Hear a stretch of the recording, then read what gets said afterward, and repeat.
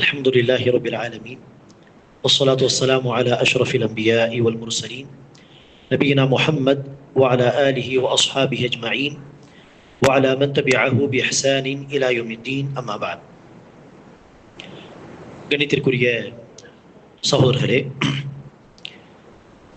மார்க்க கல்வி தேடுவதற்காக அல்லது கல்வி சார்ந்த ஒரு விஷயத்தை தேடுவதற்காக மூசா அலை சலாத்து வசலாம் அவர்கள் ஹதிர் அல்லது ஹிதர் அலைஹி சலாத்து வசலாம் அவர்களை நோக்கி பயணம் செய்த அந்த சம்பவத்தை கஹஃப் சூரா இதில் நாம் படித்திருப்போம் அல்லது அதை குறித்து கேள்விப்பட்டிருப்போம்.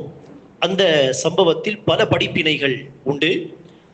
அதில் முக்கியமான ஒரு படிப்பினை தான் மார்க்க கல்வியை அடைவதற்காக சிரமங்களை தாங்கிக் கொள்ள வேண்டும். மூசா அலை சலாத்து வசலாம் அவர்கள் அந்த கல்வியின் ஒரு பகுதியை தேடுவதற்காக வேண்டி அந்த சிரமத்தை தாங்கிக் கொண்டார். அந்த பயணத்தின் சிரமங்கள், லகத் லகீனா மின் சஃபரினா ஹாதா நஸபா, இந்த பயணம் செய்து களைப்பு ஏற்பட்டிருக்கிறது, உணவு கொண்டு வாருங்கள் என்று தன்னோடு இருந்த இளைஞரை பார்த்து அவர் பார்த்து சொல்கிறார்.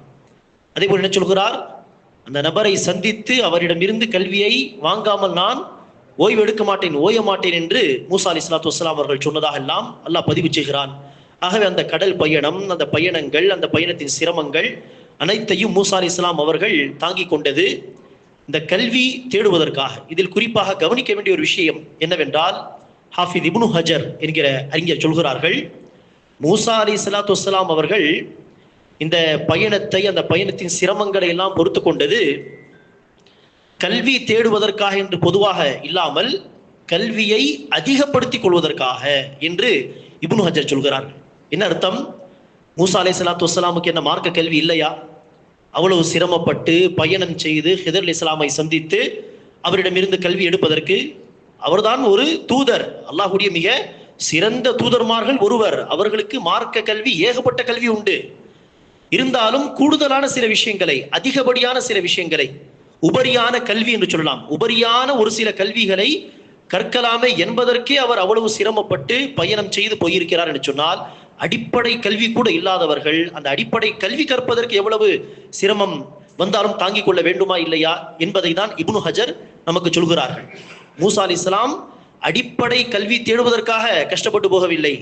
உபரியான கல்வி, உபரியான கூடுதலான சில விஷயங்களை தெரிந்து கொள்வதற்கு அவர்கள் சிரமத்தை தாங்கிக் கொள்ளும் பொழுது, நாம் ஏன் அடிப்படை கல்வி தேடுவதற்காக நேரத்தை ஒதுக்குவது அல்லது பள்ளிவாசலை நோக்கி வருவது என்கிற அந்த சிரமங்களை, அதுவும் சின்ன சின்ன சிரமங்களை தாங்கிக் கொள்ளக்கூடாது, சின்ன சின்ன குர்பானிகளை கொடுக்க கூடாது என்பதை நாம் இந்த சம்பவம் ஊடாக ஒரு படிப்பினை பெற வேண்டும். சஹாபா பெருமக்கள் ஒருவர் இருந்தார்கள், அபு அய்யூப் அல் அன்சாரி ரலியல்லாஹு அன்ஹு.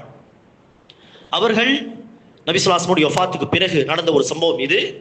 நபி ஸல்லல்லாஹு அலைஹி வஸல்லம் வஃபாத்துக்கு பிறகு, குறிப்பாக உமர் பின் ஹத்தாபுடைய ஆட்சிக்கு பிறகு அவர்கள் மதீனாவை விட்டு அன்சாரி சஹாபி, மதீனாவாசி, மதீனா விட்டு சிரியாவிலே டெமாஸ்கஸிலே போய் அவர்கள் வசித்து வந்தார்கள்.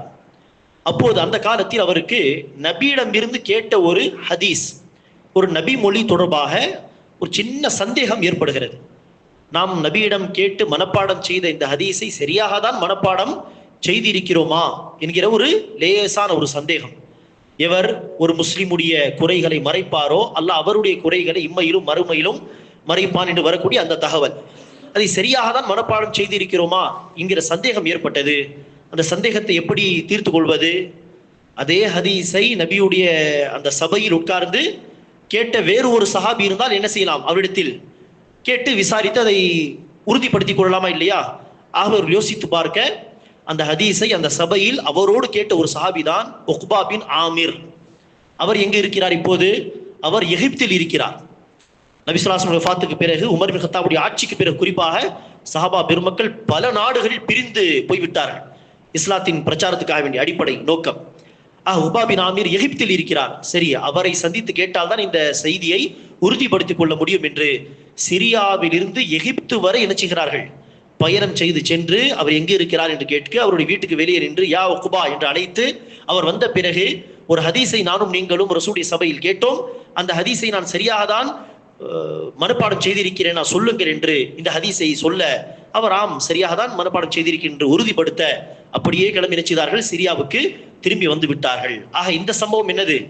சிரியாவிலிருந்து எகிப்து வரை 2 மாதங்கள் 3 மாதங்கள் பயணம் செய்த அந்த பயணத்தின் சிரமங்களை எல்லாம், அந்த காலத்தில் பயணம் என்பது நரகத்தின் ஒரு பகுதி, அதாவது அத்தனை சோதனைகள் வேதனைகள் அந்த பயணத்தில் இருக்கும் என்று, குறிப்பா அந்த காலத்தில் அவ்வளவு சிரமங்களை தாங்கி அவர்கள் பயணம் செய்தார்கள் சொன்னால், இந்த சம்பவமும் அடிப்படை கல்வி தேடுவதற்கு அந்த சஹாபி பயணம் செய்வதை பயணத்தின் சிரமத்தை தாங்கிக் கொள்ளவில்லை. மாறாக அதிகப்படியான கல்வி, லேசாக அந்த விஷயத்தில் ஒரு சந்தேகம் வந்தது, அதை தீர்த்துக் கொள்வதற்கு, உறுதிப்படுத்துவதற்கு.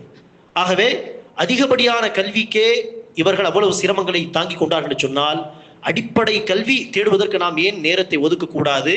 நாம் ஏன் சில விஷயங்களை, சின்ன சின்ன விஷயங்களை குர்பானி செய்யக்கூடாது? எந்த அடிப்படையான கல்வியை கொண்டு நாம் சரியான கொள்கை என்ன, நம்முடைய தொழுகையுடைய சட்டத்திட்டங்கள் என்ன என்பதையெல்லாம் அறிந்து கொள்ள முடியுமோ, ஹராம் ஹலாலுடைய சட்டங்களை அறிந்து கொள்ள முடியுமோ, அது கூட தெரியாமல் இருந்துதானே பல முஸ்லிம்கள் ஹராம் ஹலால் விஷயத்திலே பல தவறுகள் செய்கிறார்கள், இபாதத்தை சரியாக செய்வதில்லை. அந்த அடிப்படை கல்வி தேடுவதற்கு நாம் ஏன் சின்ன சின்ன குர்பானி கொடுக்க கூடாது என்பதை நாம் இந்த சம்பவங்கள் வழியாக படிப்பினை பெற வேண்டும். அல்லாஹ் சுப்ஹானஹு வ தஆலா நம் அனைவருக்கும் மார்க்கத்தின் அடிப்படை கல்வியை தேடக்கூடிய பாக்கியத்தை தருவானாக. அதற்கு நேரத்தை ஒதுக்குவது, அதற்கு சின்ன சின்ன முயற்சிகள், நேரத்தை ஒதுக்கி ஒரு பதிவை கேட்பது, சரியான உலமாக்களுடைய வீடியோஸை பார்ப்பது. உதாரணத்திற்கு பள்ளிவாசலில் மார்க்க கல்வி தொடர்பாக பேசப்பட்டால் நேரத்தை ஒதுக்கி உட்காருவது என்கிற சின்ன சின்ன குர்பானி கொடுத்து மார்க்கத்தின் கல்வியை தேடக்கூடிய பாக்கியத்தில் நமக்கு தருவானாக. ஆமீன். வாஹ்ரு தஅவானா அனில் ஹம்துலில்லாஹி ரப்பில் ஆலமீன்.